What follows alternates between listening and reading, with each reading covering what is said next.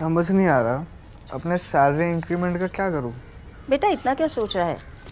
अपने mutual funds के SIP का टॉपअप करा ले। This is the right time. क्या? समझ में नहीं आया। बेटा इतना क्या सोच रहा है? अपने म्यूचुअल फंड्स का एसआईपी टॉपअप करा ले। This is the right time. अब समझा।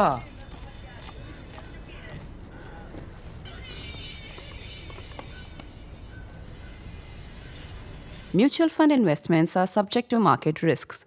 Read all scheme-related documents carefully. Welcome to the Worldview with Swasti. Recently, an interesting piece of news came from the Turkish defense sector. At the CAATSAA 2026 Defense and Aerospace Exposition in Istanbul, Turkey officially unveiled their own intercontinental ballistic missile that they have named the Yildirim. And this happened on the 7th of May this year. Now, the missile claims to have a range of about 6,000 kilometers and a maximum speed of Mach 25, which means 25 times the speed of sound. The question is, why is Turkey, that is a NATO member, developing this missile and for whom? And while there is little doubt that the Turkish defense industry has been a success story, but often there are layers of truth masked by propaganda, especially under President Erdogan.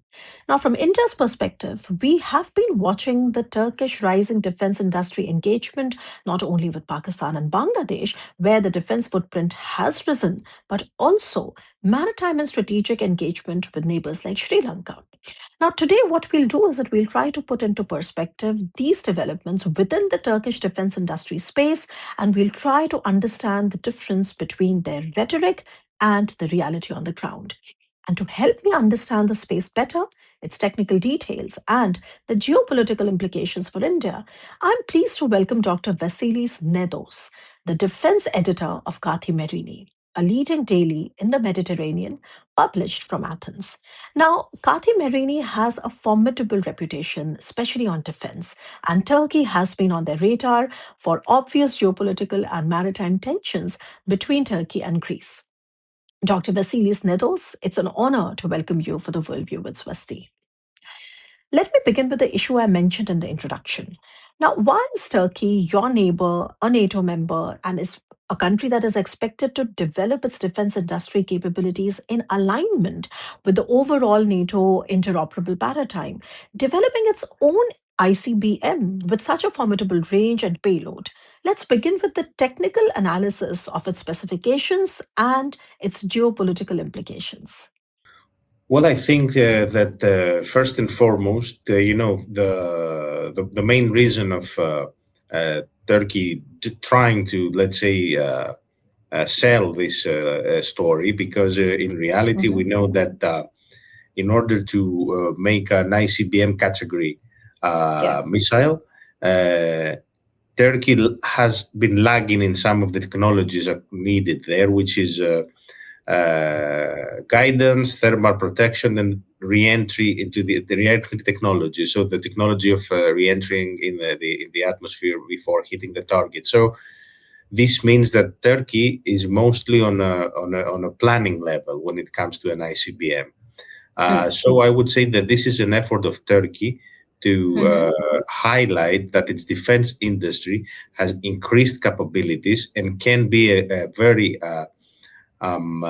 reliable partner for all big Western, especially European industries that are now ready to spend a lot of billions to rearm Europe.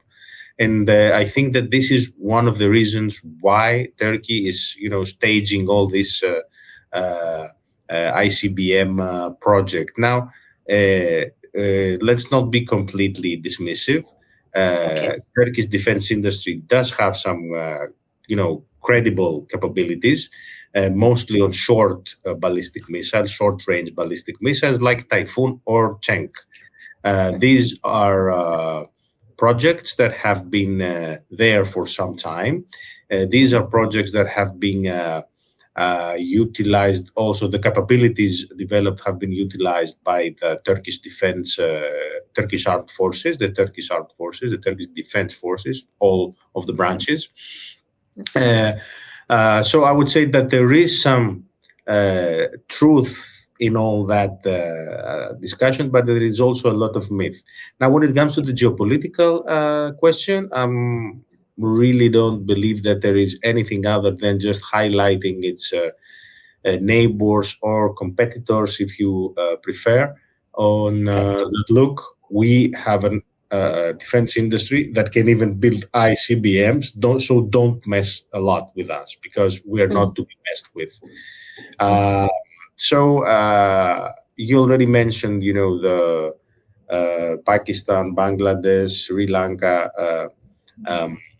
case. I should also say here that, for example, the Turkish defense industry has clients in a lot of places in Africa, but also in East Asia, especially in regards to their drones, the unmanned aerial vehicle types like TB2 and TB3, Bayraktar, Ikinci, this kind of machines.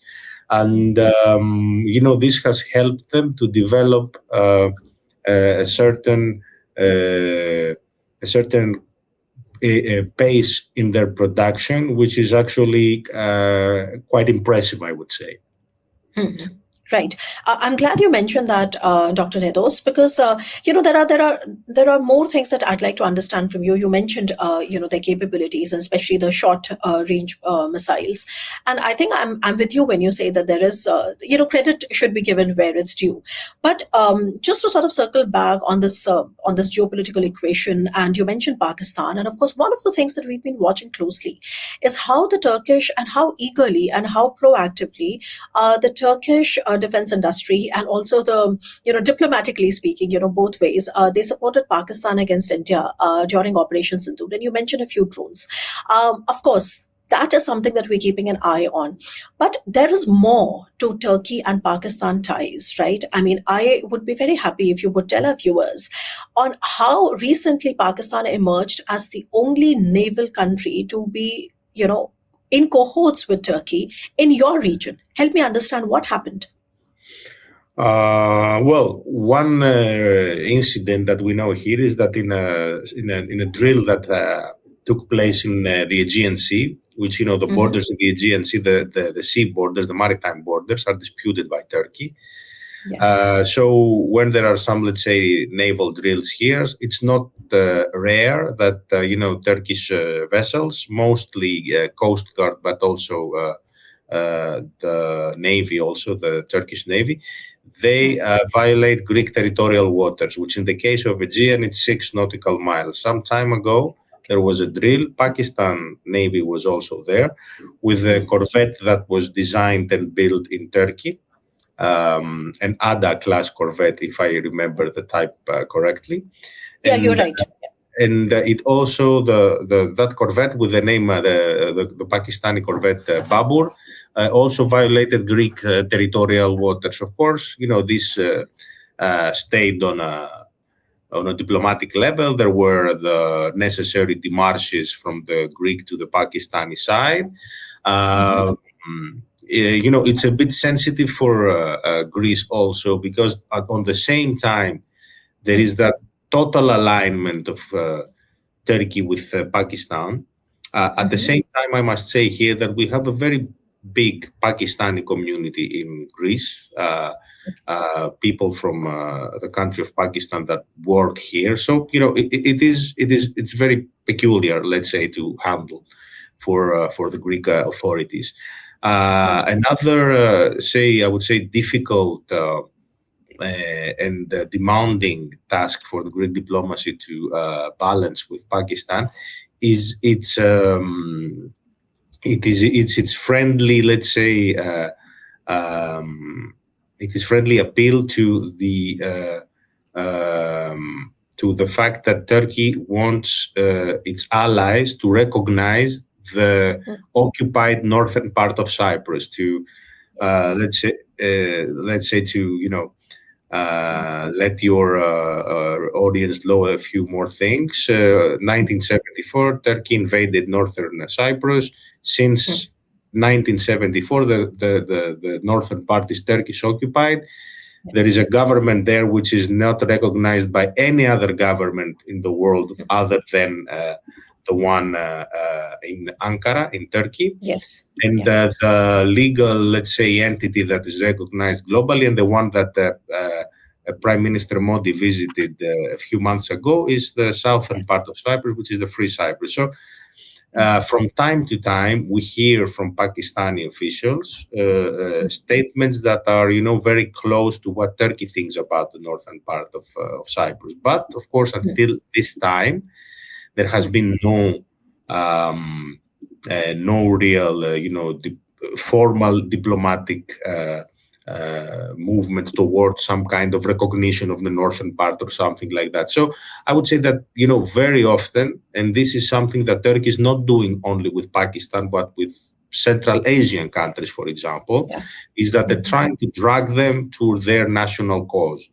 Up until now, we've seen statements, we've seen, some, let's say, signals, but nothing really coherent, nothing really formal. And I think it's going to be very difficult, not only for Pakistan, but for any country that is represented by a government anywhere in the world to go, let's say, against the rest of the global community.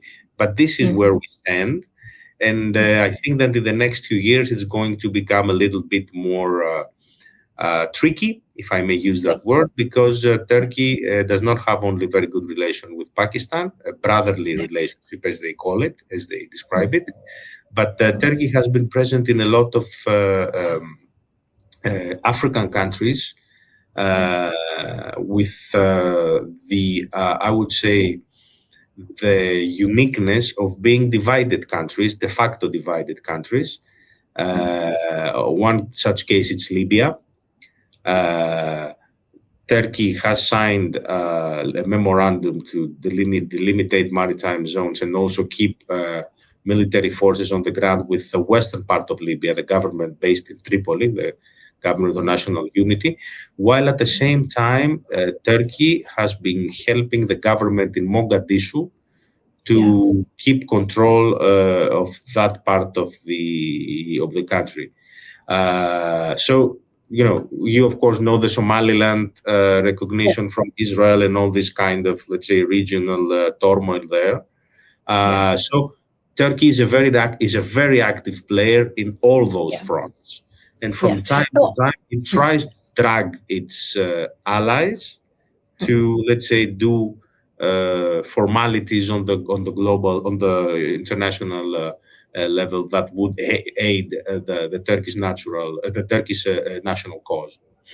Yeah, I'm glad you mentioned that, Vasilis, because you gave us a complete worldview, of Turkish proactive defense diplomacy. I mean, of course, we mentioned South Asia, we mentioned Pakistan, Bangladesh, etc. You took us to Central Asia. Of course, these are relationships that we have, I would say, an elementary understanding of, because this is not just a near theater. It is related to our geopolitics, but still, I mean, there is, I would say, not enough research done on the Turkish Central Asian factor. Then you also mentioned Africa. So we will touch upon these facts, but let me just begin from something more fundamental, because as we understand is that Turkey within NATO is also an outlier. So let's just begin from there. And I think one of the things that has been a bit of a fuel for driving the Turkish defense industry, modernization and all this aggressive, so to say, outreach that we see all over the world. Do you think it somewhere began from the F-35 expulsion? Because, Turkey bought the S-400s from Russia, although they never really used it. But because of that, they faced sanctions. They were expelled from the F-35 program. And ever since, I think you see a very different kind of a personality of the Turkish defense ecosystem, which is becoming more and more agile, which is becoming more and more, localized, which is, I think, proactively present in multiple theaters all at once. So just help us understand a little bit on that hook. And also, please connect it to how you see the current US administration, but particularly President Donald Trump's liking for President Erdogan. And how do these factors play in, how do we make sense of these factors altogether? Well, first of all, thank you for the question, because the truth here is that the Turkish defense industry started trying to be self-reliant decades ago. Okay. Actually, this discussion started after 1974, after the Turkish invasion in Cyprus. Okay. The Americans stopped for some time, like for almost a decade, providing weapons to Turkey. And they stopped helping them modernizing the existing equipment. So we're talking about the 70s. It's 1970, so both Turkey and Greece are heavily dependent on U.S. Armament, on U.S. procurement. Actually, it's interesting that at the time, it was one of the reasons why back in 1974, 1975, actually, Greece started buying also French aircraft. It was the Mirage F1 at the time, to somehow have a different type of aircraft, of military aircraft against Turkey. But since 1975, since the early 1980s, Turkey made an institutional, let's say, decision of slowly start to develop its own industry, its own defense industry. So when the expulsion from the F-35s occurred, the main, let's say, components of what we recognize today as Turkish defense industry were in place. And actually, because Turkey knew that they could not, let's say, compete with the US, Russia, China, France, this kind of all defense industrial countries on main platforms like ships, like modern actually ships, and mostly aircrafts. This is why they developed their drone empire, which, as you very well know, is a spiritual, but also a child of the son-in-law of Recep Tayyip Erdogan, Seljuk Bayraktar. So there is the family aspect here, but it is something that they did very, very consciously. Like, we are going to sell cheap drones, so the warlords around the world can buy them quite cheaply. And this would give us, access, political access or diplomatic access in some areas around the world that we did not have until now. And this actually has worked together. I'm getting back in what we were discussing a couple of minutes earlier. It was hand in hand with their renewed African policy. Now, the expulsion from the F-35 at the time came as a surprise for Turkey. Back in 2018, if I remember correctly, or 2019 probably, it was again Trump. I should remind our audience here, it was against a Trump presidency. The president that signed the law that expelled Turkey from the F-35 program was Donald Trump. It was not Biden, it was not anyone else. So this was also a manifestation from the state, from the United States also, that, this is as how far you can go. Okay, you can pursue that, outlier policy, as you very nicely put, but you cannot exceed some Red lines. Some red lines. And the simultaneous, from the Turkish side, simultaneously having S-400 air defense missile system and F-35 would create problems for the F-35. So this is, that was resolved very, very quickly. It's very interesting that Donald Trump is there for 1 year and a half. And even though we do have that very vocal support from Donald Trump to Recep Tayyip Erdogan, he calls him his friend, he likes him, he's tough, but he likes him, and all this kind of stuff. I'm not sure, that the U.S. Administration is ready to put to risk very expensive and cutting-edge technology program to just make it easier for Turkey. So there has to be some kind of a diplomatic solution there. Right. We've heard all kinds of scenarios, and I think that President Erdogan has invested a lot in the NATO leader summit that will occur this July in Ankara, in Turkey. And I think that he would want it resolved by then. But I'm not sure that it is so easy to have a decision before Turkey and before Ankara and Washington agree on a very specific technical solution on the S-400s. But I'm really, we've heard this discussion a lot of times. Those pledges from the White House that, okay, it's just a technical glitch, we'll find a way of working around that, navigating around that. But, we're not there yet. All right. I'm glad you mentioned, because it also makes me sort of remind everybody that even though Turkey bought the S-400s, but they were never really deployed, So I think Turkey, you see that there is this tendency of walking this thin line and keeping its options open.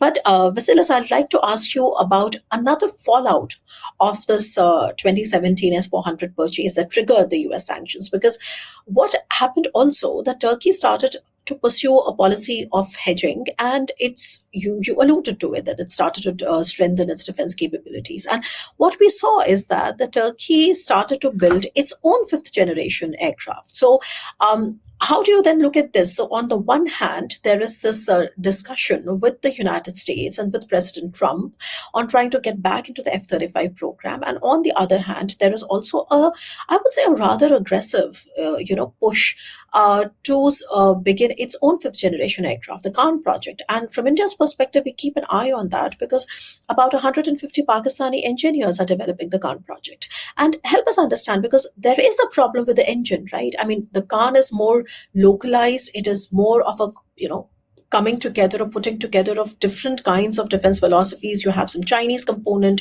you have the Italian component, you have the Turkish domestic component, you also have Russian components, the engines, for example. But Turkey is trying to develop its own engine. So how do you then understand this desire to get back into the F-35 program and this push to develop their own Kaan project? Is it simply keeping options open, or do you think that, these are mutually exclusive categories? Well, you mentioned a lot of things very quickly, and I would say that all this is stemming from the central political idea in Ankara, in Turkey, that Turkey, in order to achieve its own national goals, in order to achieve its national foreign policy, should be pursuing good relations, neighborly and not only relations with everyone. Of course, if you look at the results of it, you will find out that it's not exactly successful. But let's say that this is a very openly stated policy. Now, part of all these projects that Turkey, these industrial projects that Turkey is sometimes, I would say, overselling, is the domestic public opinion.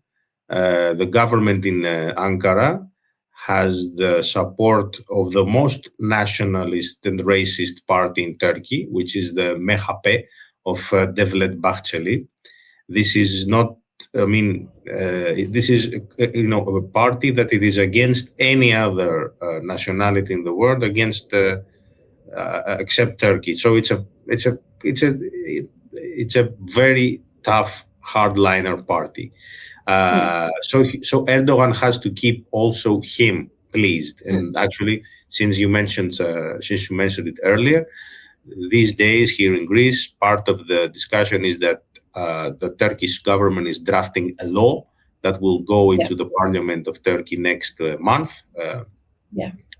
Until late June at least, or we'll see what will happen. That will, let's say, depict on a map what Turkey believes belongs to the country, like islands, maritime zones, and stuff like that. And so things connected to the sovereignty and the sovereignty rights of Greece. And of course, the tensions here and the rhetoric and everything is quite heightened. So you have to keep also in mind that there is,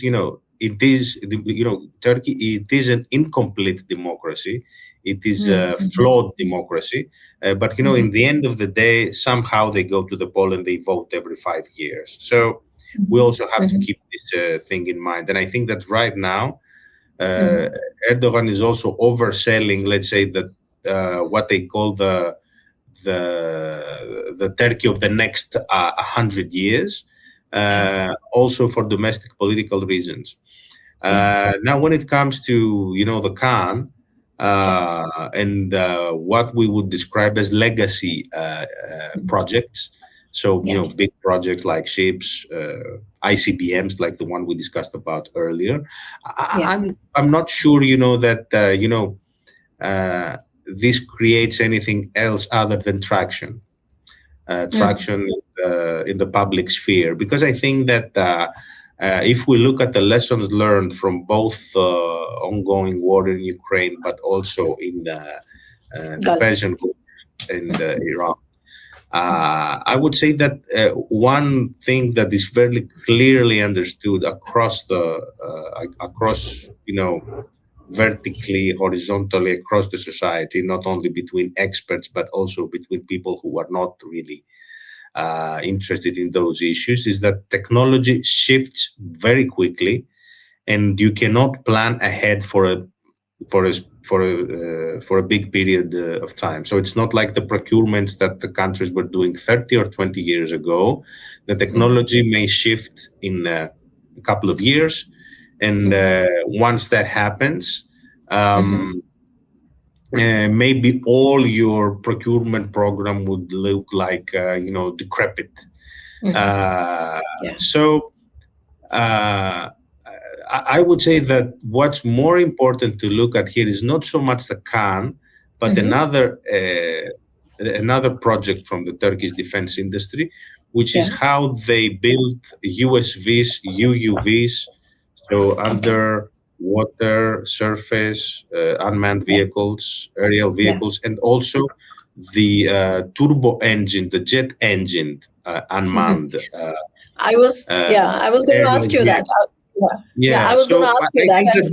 This is what their industry can actually do better. They can do it. They can sell it better, because I think that in the end of the day, governments that want to spend on jets, they will go to the States, to France, or to China. I'm not sure, or Russia.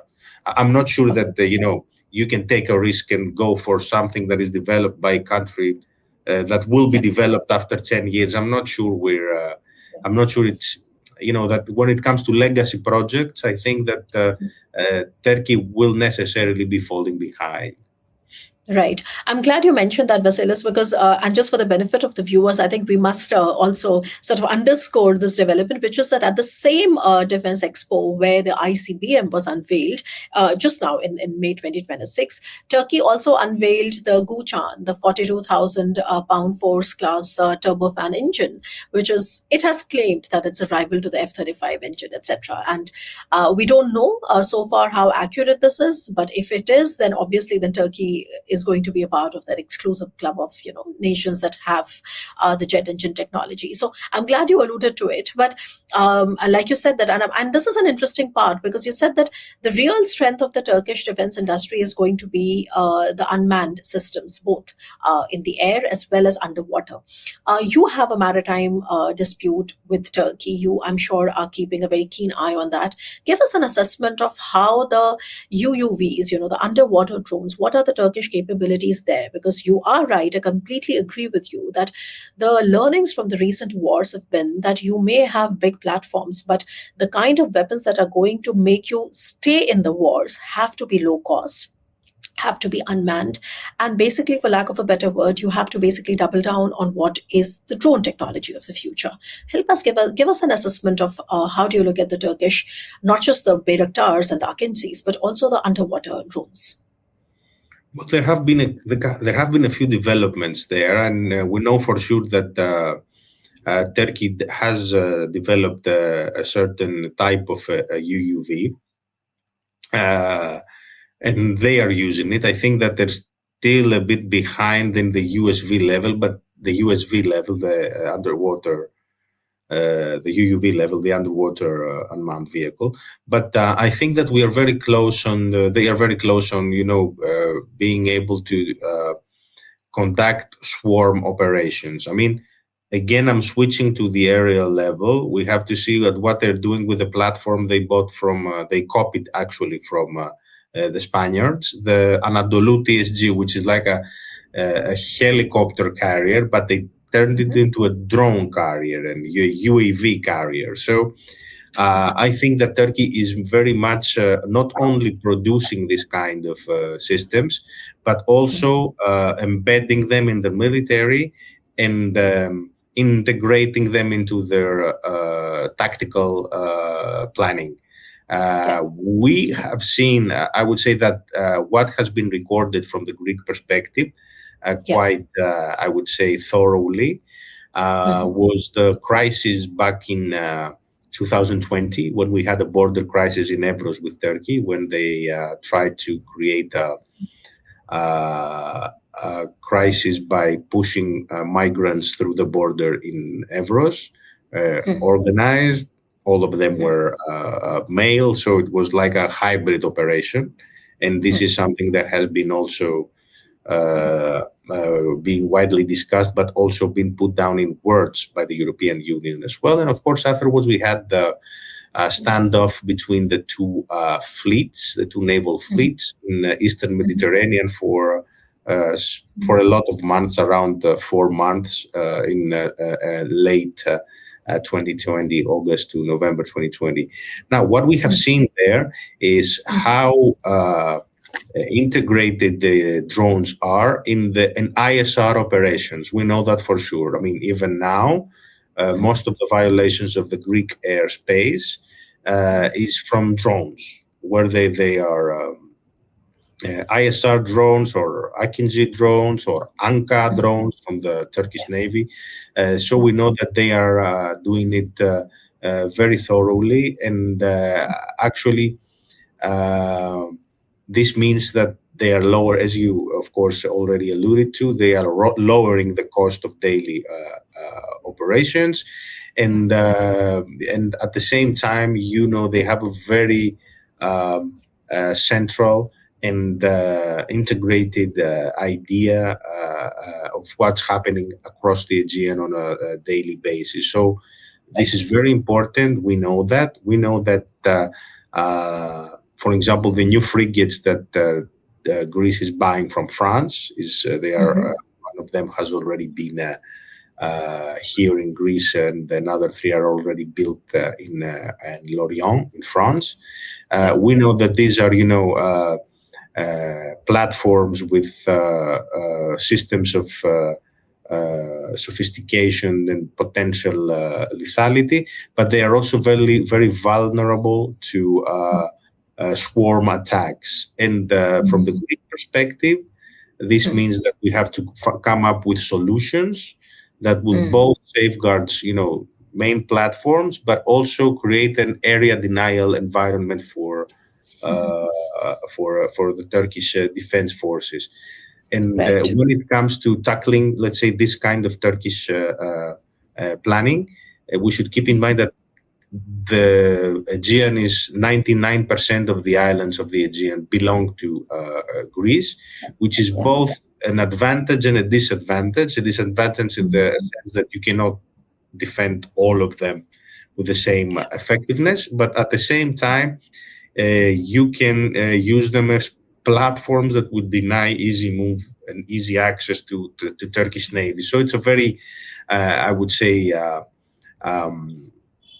demanding possible theater of operations, potential theater of operations, because we're talking about also very short distances here. We're talking about a few miles. Yeah. You mentioned that, and I mentioned. I remember you mentioned that basically the bandwidth that you have is maybe as narrow as only 6 nautical miles. So this gives a sense of just how close everything is in your theater. There's one more thing that I'd like to ask you, Vasilis, which is that when I look at that modernization of the Turkish defense industry, so it's certainly not just about selling weapons, right? It's also that they are trying to build new military industrial ecosystems, whether you look at the Gulf, whether you look in South Asia, whether you look now in Africa.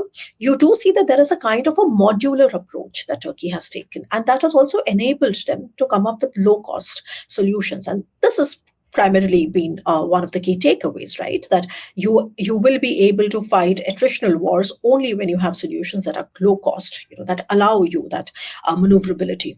Now, very quickly, just a few comments from you on how does the NATO ecosystem look at this kind of Turkish approach? Because it also then puts at risk a lot of NATO interoperability, doesn't it? Well, the thing with NATO is that because it is an organization of 34 countries that have to decide unanimously about anything, usually, the general secretary is some kind of, I don't know how to describe him, but he must be someone with a huge amount of patience and space for a lot of concessions when there are disputes between member states. And of course, Greece and Turkey are two member states that have disputes. But let's remember that, like a few months ago, there was a dispute between the US, which is actually 70% of NATO's capabilities, with Denmark about Greenland. So problems do not simply disappear. Now, I think that, there is an agreement that when there is a conflict, and this is something that is agreed in NATO far and wide, that when there is a conflict, pretty much everyone falls behind the central target, which is political usually. But sometimes it's also operational. Now, I do agree about, it is something I want to highlight here because you are mentioning NATO. Okay, Turkey is, claiming all these things about ICBMs, all this technology, their diplomatic openings in Africa, Pakistan, whatever.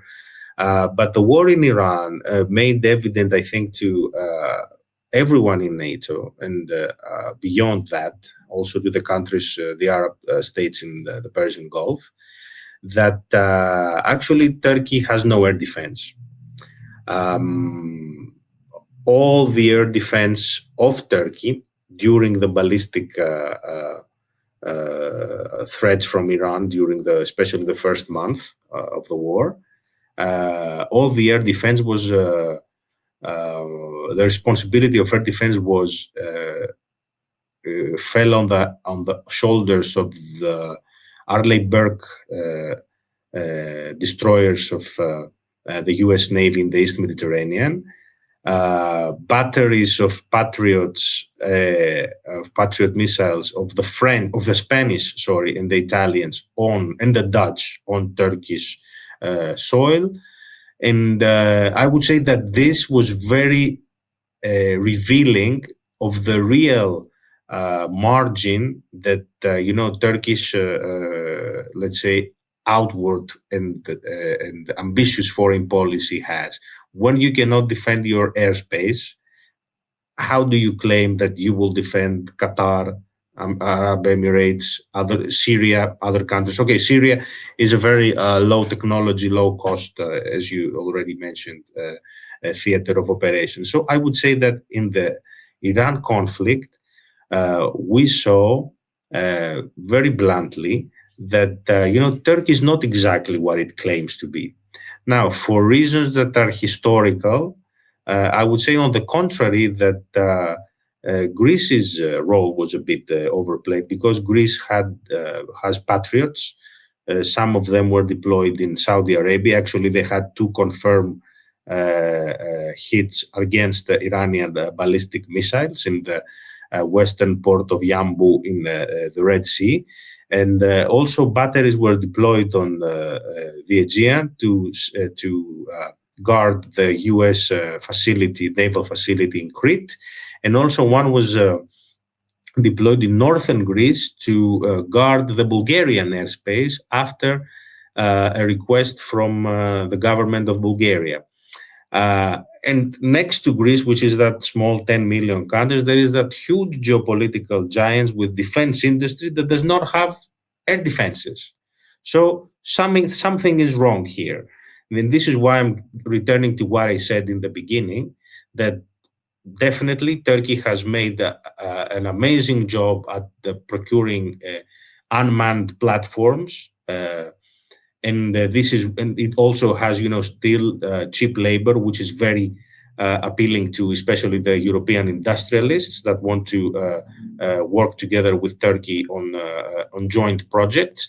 But we should not be panicking about, Turkey becoming, the next China or the next United States in terms of defense industry. I think that we should not be, buying all this propaganda without, of course, diminishing the fact that Turkey does have a defense industry right now. Yes. I'm glad you alluded to it, because that's the whole point of this discussion as well, Vasilis, that we're trying to be as realistic in assessing the capabilities of countries that do not have friendly relations with ours. I mean, I'm sitting in New Delhi. My prime concern is here, Pakistan, that is somewhere propped up by China and Turkey. And you're sitting in Athens, and you do have a genuine concern with your neighbor, Turkey. So without overstating the fact that, yes, Turkey's gains in radars, like the Aselsan leads there domestically in missile propulsion, drone sensors are genuine. The engine gap also exists, because so far it's a liquid engine, while other ICBMs have moved on to solid engine, etc. But having said that, because you alluded to a certain geopolitical positioning along with like-minded partners. Now, one thing that we have watched very carefully from our theatre is that there is a Pakistan-Saudi Arabia defense agreement, and there is a lot of discussion on how Turkey could likely join it, right? Now, just help us understand, being a NATO member, if at all Turkey joins it, you please correct me if I'm wrong, but this is a much discussed theme in New Delhi. A, is it possible for Turkey to join it? And B, if it does join it, what exactly does it bring to the table? I think it can join it. I don't think that, I'm not sure, I'm not sure that they will join it for other reasons, but I'm absolutely certain that Erdogan wants to do that. It will be a very significant step towards his, again, stated goal of making, Turkey a big player in the Muslim world. This is what he envisages as, the future of his country. This is something that can happen, but I'm not sure. You have to take into consideration here, and again, I'm returning to what's the European mentality here, because the Americans, they see NATO with a very specific way, which is this is how we keep being a bit relevant in the European theater, but our main target now is how we balance the Chinese rise in the Pacific. But you have to take into consideration that European societies, European industries have woke up back in February 2022 when the war in Ukraine erupted, and realized that if the Americans were not there, their security would be completely compromised. Turkey is seen for, I would say, 90% of the European Union members, and especially the bigger countries, the ones that do make, the political difference and actually make the decision that everyone else follows. So it's, Germany, France, Italy, Spain, and Poland. And I would say that even though not a member of the European Union, the UK is starting to be very close with the European Union main member countries when it comes to defense and foreign policy issues, since they woke up realizing that they cannot depend on the Americans. Turkey can become a preferred partner on security and defense without this necessary ending up in marriage. So it is a relationship of that supports the interests of both sides. On the European level, it helps them.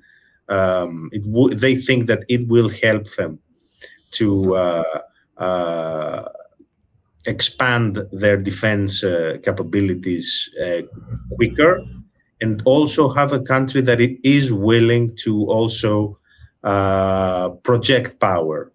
And this equation is actually one of the big problems that the equations that Greek diplomacy has to solve, because we have unresolved disputes with Turkey, and this somehow becomes a topic every now and then. But I know it sounds a contradictio in terminis, a contradiction in terms that being a NATO member country while at the same time working together with Pakistan and Saudi Arabia. I think that even in that regard, Turkey is selling it to the Europeans, especially the Europeans, as a model of helping them to become more relevant in the Middle East, where Europe is not so relevant for historical reasons, but also for reasons of capabilities. And I want to add here that this is, I don't know, we do not have the time to discuss that, but of course, this is something way, way, way, way better than I do, and you are discussing way, way deeper than we do here in Greece. The nuclear link between Pakistan and Turkey, and this is something that has been discussed in the past. But it has been stalled for some time, since Turkey has this cooperation with Russia on building a nuclear station in the south of Turkey. Also, there is quite a bit of discussion with Japanese companies about another nuclear reactor in the northwest of the country. But I think that because Turkey wants to be the nuclear club, so not the club of countries that have nuclear energy, but a club of countries that have nuclear weapons. I think that this cooperation is hides or veils many more dangers than we believe it actually has. Right. And I'm glad you brought it out, because, of course, this is a serious discussion, and I think we need another episode to actually delve into the nuclear question a little bit better. So thanks for pointing that out, and perhaps we'll get you back again just to discuss that particular question. But let me, because we're running out of time, and let me just now ask you about geopolitical alignment between our countries. Now, in the recent years, we have seen that Greece and India have not only upgraded their relationship to a strategic level, but the exchanges, especially high-level exchanges between, our defense forces, our, chiefs of Air Force, or the Army, as well as the defense minister level, right? It's been just increasing. Now, while we all understand that there is a natural alignment that India feels with a country like Greece, also aided and backed by a country like France, we have deep relations with France as well. What do you think that we can do better in order to fill the gaps? We may not be able to do everything, we all understand that, but in terms of the defense industrial part, in terms of the geopolitical positioning part, in terms of joint exercises, can I just pick your brains a little bit on that part as well? Well, that's a very good question. First of all, I think that we have institutionalized, stable mechanisms of cooperation. There are staff talks, military cooperation program. I think that in January we signed the 2026 military cooperation program. There are joint activities. India takes part in the Nedos Hellenic Air Force exercise. Our Air Force participates in the Tarang Shakti. We do PASEX drills. Both Air Forces are using each other air bases. There has been, because of the French link, as you already mentioned, there is, some possibility of also working together alongside with the French. And allow me to say here that there is also that huge discussion. It's huge here in Greece, but it's also huge across other parts of Mediterranean, is how we create the Indo-Mediterranean space with projects such as IMEC and so on and so forth. But besides I think that before going to the defense and security aspect, which is, allow me to say, easy, because we have two like-minded governments and countries. The administrations there are, a bit specific. I would say that what is more important is how do we grow our trade and economic relations, because this will, create also an axis that will bring the countries together on all levels and not just on administration and government level. I know that from the Greek side, this is not a very easy task, mostly because, India is a huge country. It can also have some kind of cooperation with Greece, but, for Greece, being more open and cooperate more with India is a bit of a Heraclean effort. I must say here that I remember how difficult it was for the Greek Ministry of Foreign Affairs to set up a bigger consular department in the embassy in New Delhi. I don't know if they managed yet, but it is something that you can expect from a small country. We're a country of 10 million with a very small Ministry of Foreign Affairs with a very, I would say, a limited administration. So economy is where things can happen. I'm not talking about the IMEC, because the IMEC has so many variables that need to fall in the right place at the same time. That will be a little bit demanding for the future. I think that India should invest in Greek, let's say, industrial sector, especially when we're talking about defense, of course, because of the similarities we already discussed about. And, on the naval area, you can learn from Greece, because we have a daily exchange of, let's say, of interaction with Turkish Navy. And of course, you've seen some things we haven't been able to understand in the recent conflict with Pakistan, where Turkish-made equipment has also been used by the Pakistani side. So, but I think that, that the administration, especially on a military level, are already doing this, and they're doing it okay. I think there is also an agreement of exchanging intelligence until at least a certain level. But I think that what is much more important is how do we understand each other and how close we can become. I know that there is that direct flight from Aegean Airlines to India. This was not the case. Like a Greek company flying into India was not, we usually flew internationally to go to India. So, the people-to-people ties are very important. And they can drive, everything else towards, let's say, a steeper cooperation and relationship between the two peoples. So that was a very 360-degree view, Vasilis, and I cannot agree with you more on the importance of people-to-people ties, on the importance of scholarly exchanges, on the importance of trade, because that's how you create more stakes together. And one of the things that we try to do now is to also deepen our conversation, right? I mean, the kind of a conversation that we're having now, to make it more mainstream, because that's somewhere really deeply related with our strategic interest, our economic interest, our connectivity interest. And we need another episode, of course, to talk about connectivity and so on.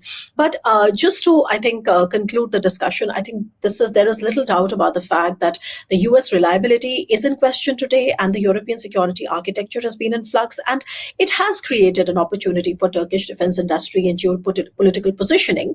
And often we are not able to tell the rhetoric from reality. And what you've done today for us is to really help us understand what is the difference between the Turkish claims, the reality, and where is the credit that they deserve. And for that, I have to really thank you from the bottom of my heart, Dr. Vasilis Nedos, the diplomatic and defense editor for Kathimerini, a well-known daily of the Mediterranean, which is published from Athens. And thank you for taking the time out. And you stay tuned for yet another episode of Worldview with Swasti.